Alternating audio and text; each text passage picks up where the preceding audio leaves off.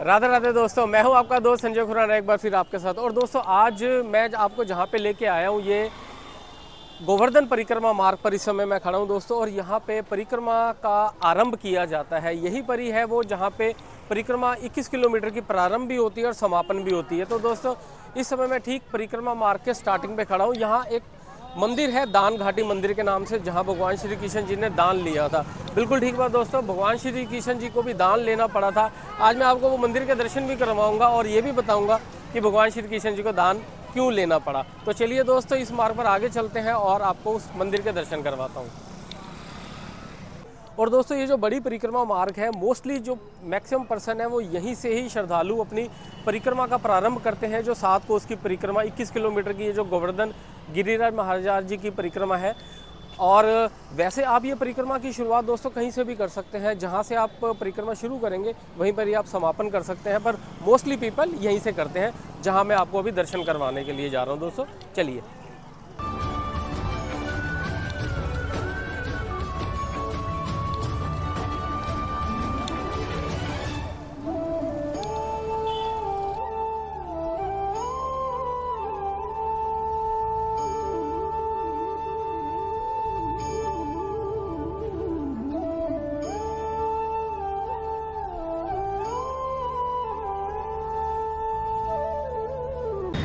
और ये मंदिर के बाहर प्रसाद की दुकानें सजी हुई हैं, ये आप देख सकते हो।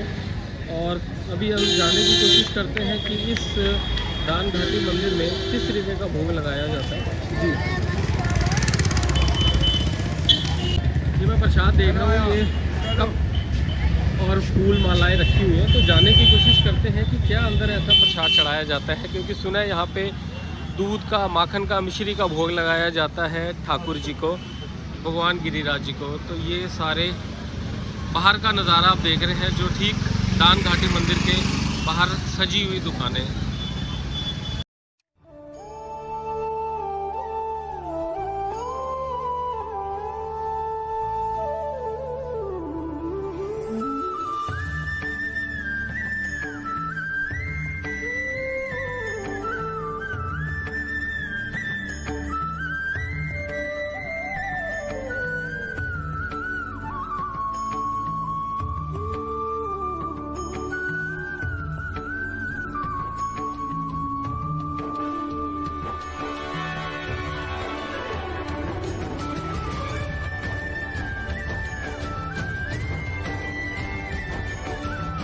दोस्तों इस समय मैं ठीक दान घाटी मंदिर के प्रवेश द्वार के सामने खड़ा हूँ। दोस्तों पहले मैं आपको इस मंदिर की बाहर से दृश्य दिखाऊंगा, क्योंकि अति सुंदर मंदिर बना हुआ है। इसका एक प्रवेश द्वार है, एक एग्जिट गेट है, और बीच में जो 3 गुंबद बने हुए हैं उसका आप एक बार नज़ारा लीजिए। मैं आपको दिखाता हूँ, देखिए ये इसका मेन बाहर का दृश्य है। भगवान श्री कृष्ण जी ने अपनी छोटी उंगली पर गिरिराज पर्वत को उठाया हुआ है।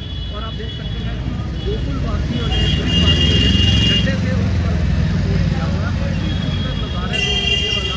और उसके ठीक ऊपर ये पर्वत का दृश्य दिख रहा है, और ये आप ऊपर देखें तो बीच का गुंबद। अब अगर मैं जूम करके दिखाता हूँ दोस्तों, अगर गुंबद के आप टॉप पे देखें तो ओम का चिन्ह दिखेगा, और ऊपर सोने के 5 कलश रखे हुए हैं। ये आपको पूरे बाहर का एक बार दर्शन कीजिए दान घाटी मंदिर के, जहाँ पे स्वयं भगवान श्री कृष्ण जी द्वारा उठाया गया गोवर्धन पर्वत।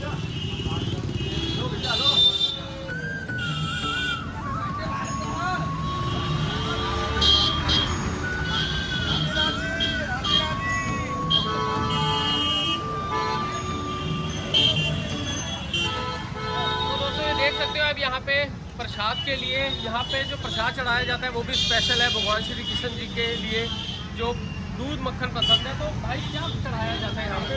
पेड़े का भोग लगाया जाता है। अच्छा, ओके। तो ये दूध से स्नान कराया जाता है, पंचामृत है ये, स्नान कराया जाता है। और उसके साथ ये पेड़े का प्रसाद है जो अंदर गिरिराज जी को भोग लगाया जाता है। तो दोस्तों अंदर चलते हैं और ये प्रसाद अंदर चढ़ाते हैं और आपको अंदर दर्शन करवाते हैं। तो दोस्तों प्रसाद लेके चलते हैं अंदर।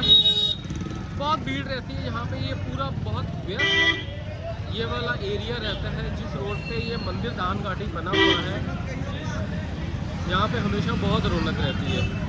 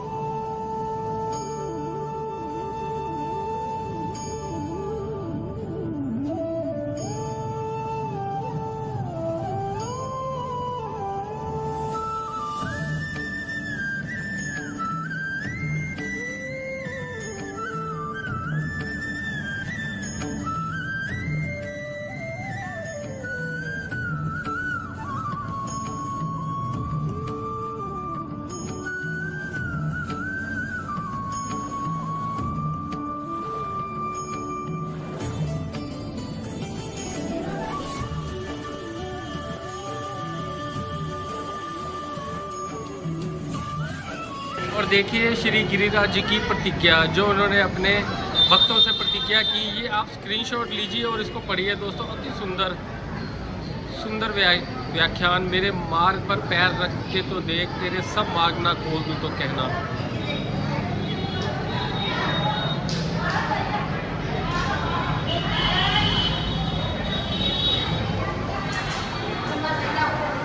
और दोस्तों ये दान घाटी स्थान भी बड़ा अद्भुत है। यही वो स्थान है जहाँ पे भगवान श्री कृष्ण जी टोल टैक्स लिया करते थे। बिल्कुल ठीक उस समय पे क्या था कि जब यहाँ पे राधा जी और उनकी सखियाँ इस रास्ते से, इस मार्ग से निकल के जाया करती थी माखन और का कर देने के लिए, जो उस टाइम पे मथुरा कंस को दिया जाता था, तो भगवान श्री कृष्ण जी यहाँ पे लाठी लेके बैठ जाया करते थे कि भी मेरे को आप यहाँ पे माखन मिश्री दो तभी मैं आपको आगे जाने दूंगा।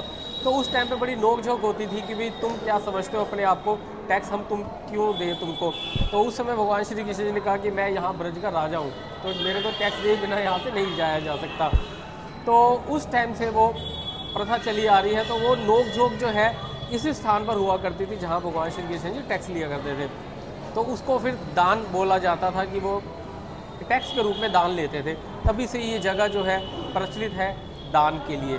तो दोस्तों यहाँ पे जो है फूलों का बंगला भी सजता है और यहाँ पे 56 भोग का प्रसाद भी चढ़ाया जाता है। अभी मैं आपको अंदर से इस मंदिर के संपूर्ण दर्शन करवाता हूँ, क्योंकि बड़ा सुंदर ये स्थान बना हुआ है।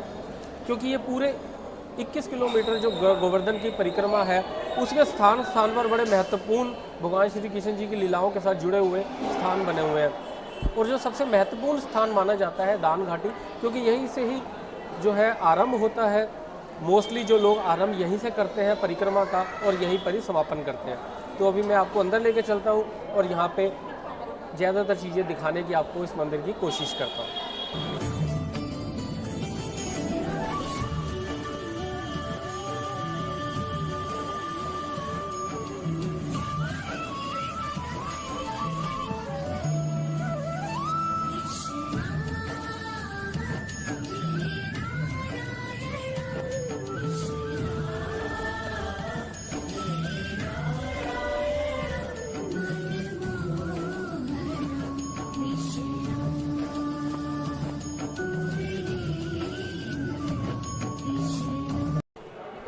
और ये आप दर्शन कीजिए श्री श्री कामिनेश्वर महादेव जी के।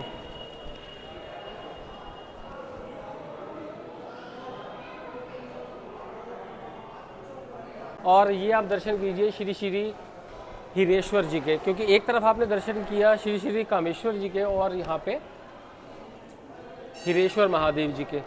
ये भगवान भोलेनाथ जी का ही स्वरूप है, बस उनके अलग नामों से प्रसिद्ध।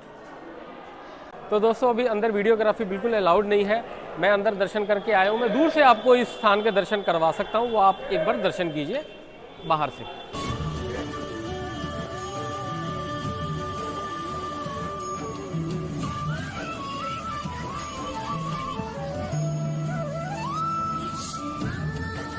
और यहाँ पे आप आते हैं तो अन्नदान सेवा भी कर सकते हैं। पूरे यहाँ पे देखिए जो भी भक्तजन आते हैं अपनी श्रद्धा अनुसार अन्नदान करते हैं। और यहाँ पे मंदिर के चारों तरफ जो है भगवान श्री कृष्ण जी की लीलाओं के सुंदर सुंदर चित्रण आपको देखने के लिए मिलेंगे। देखिए कालिया नाग से लड़ते हुए, द्वंद्व युद्ध करते हुए, और महाभारत में श्री कृष्ण जी का बहुत सुंदर सुंदर यहाँ पे चित्रण के दर्शन होते हैं हमको।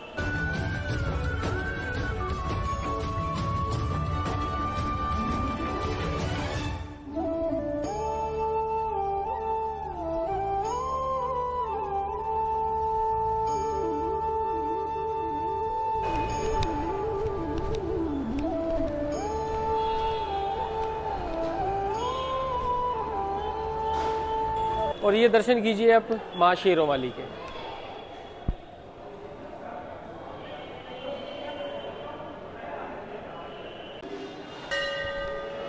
और ये आप इस समय दर्शन कर रहे हो माँ संचोली जी के। ये भी दुर्गा माँ का ये एक रूप माना जाता है, माँ संचोली। और उनके द्वार पर सिंह।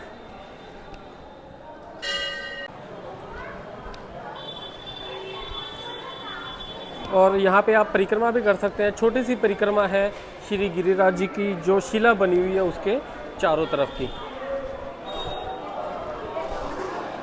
तो अभी मैंने आपको दर्शन करवाए उस दान घाटी मंदिर के, जहाँ से गिरिराज जी की परिक्रमा शुरू की जाती है। दोस्तों इस पूरे 21 किलोमीटर में बहुत सारे ऐसे स्थान बने हुए महत्वपूर्ण हैं, जो जिनकी अपने आप में श्रद्धा बहुत है, लोगों का भाव उस स्थान के प्रति बोर है। मैं अपने आने वाली वीडियोस में दोस्तों आपको एक एक करके उन सारे स्थानों के दर्शन करवाने की कोशिश करूंगा। और दोस्तों अभी इस मंदिर का मैंने जो स्टेटस देखा है, इस मंदिर का फाइनेंशियल स्टेटस भी बहुत ही बड़ा माना गया है। मैं ये अनऑफिशियली बता रहा हूँ, क्योंकि यहाँ पे अभी जो फाइनेंशियल स्टेटस है बहुत चढ़ावा चढ़ता है इस मंदिर में। क्योंकि सामने जो पूजा के लोग बैठे हैं, पंडित लोग बैठे हैं, उनसे मेरा इस मंदिर को लेके चर्चा हुआ कि यहाँ पे कितने भक्त आते हैं, कितना चढ़ावा चढ़ता होगा। तो दोस्तों यहाँ पे अथाह पैसा आता है।